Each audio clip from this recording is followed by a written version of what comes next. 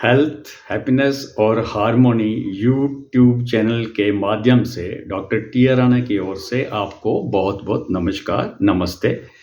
आज मैं बात करूंगा योगिक वे ऑफ ब्रीदिंग। तो योगिक वे ऑफ ब्रीदिंग उसको समझने से पहले आपको चेस्ट कैविटी जो है और मेरी जो एब्डोमेन कैविटी है इसके बारे में समझना ज़रूरी है।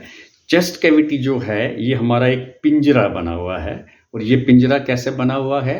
आपके 11 पेयर्स आपके रिब्स होती हैं, पसलियाँ होती हैं और वो पीछे से आपकी रीढ़ की हड्डी के साथ जुड़ी होती हैं और आगे फ्रंट में एक बोन होती है यहाँ से लेकर नीचे तक, यहाँ तक, जिसको हम स्टर्नम कहते हैं। तो पीछे से वो रीढ़ की हड्डी के साथ जुड़ी हैं और आगे वो स्टर्नम के साथ जुड़ी हुई हैं। 7 जो आपकी जो रिब्स हैं वो इस हड्डी के साथ जुड़ के फ्यूज़ हो जाती हैं। नीचे वाली जो बाकी जो 4 पेयर रह गए वो आगे स्टर्नम के साथ नहीं जुड़ती हैं, लेकिन वो ऐसे ओब्लिक ऊपर को आती हैं और ये हमारी ये एक चेस्ट कैविटी बन जाती है। ये जो आपकी जो पीछे से जो रिब्स आ रही हैं, 2 जो रिब्स हैं ऊपर और नीचे वाली आपस में इंटरकॉस्टल मसल से बनी हुई हैं। तो आप सोच सकते हैं कि मसल की टोनोसिटी, उसकी टोन अप करना कितना ज़रूरी है।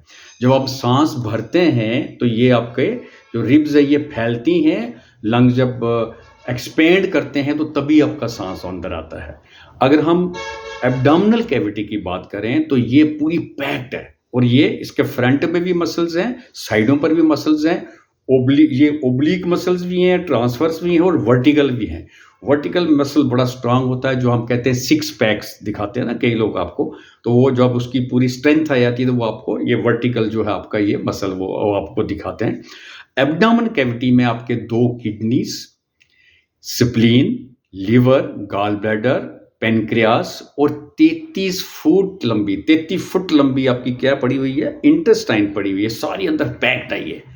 दैट द इम्पॉर्टेंट पॉइंट क्या है कि मेरी ये जो चेस्ट कैविटी है, चेस्ट कैविटी और एब्डोमेन कैविटी के बीच में एक डूम शेप का एक ऑर्गन है जिसको हम डायाफ्राम कहते हैं।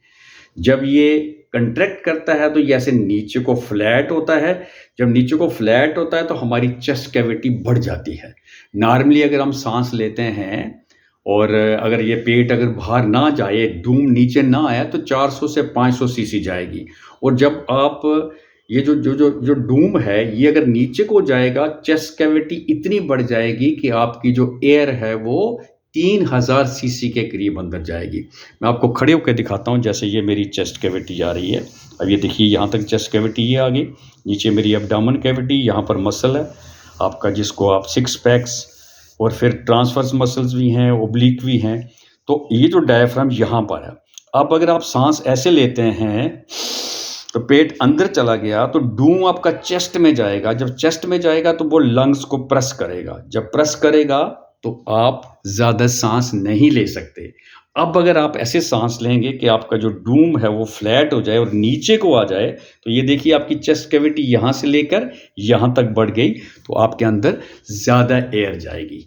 इसका मतलब ये हुआ कि योगिक वे ऑफ ब्रीदिंग वो है कि जब सांस को भरा जाए तो आपका पेट बाहर को आए और जब सांस को छोड़ा जाए तो आपका पेट अंदर को जाए और नाभि कोशिश करें कि आपकी स्पाइन तक टच करे। इसको योगिक वे ऑफ ब्रीदिंग कहते हैं। कि साथ साथ में जब भी सांस को लिया जाए तो पूरा विद फुल अवेयरनेस आपका ध्यान सांस के ऊपर और जो आपकी एक्टिविटी हो रही है मोमेंट के ऊपर होना चाहिए। तो इसको हम योगिक ब्रीदिंग कहते हैं।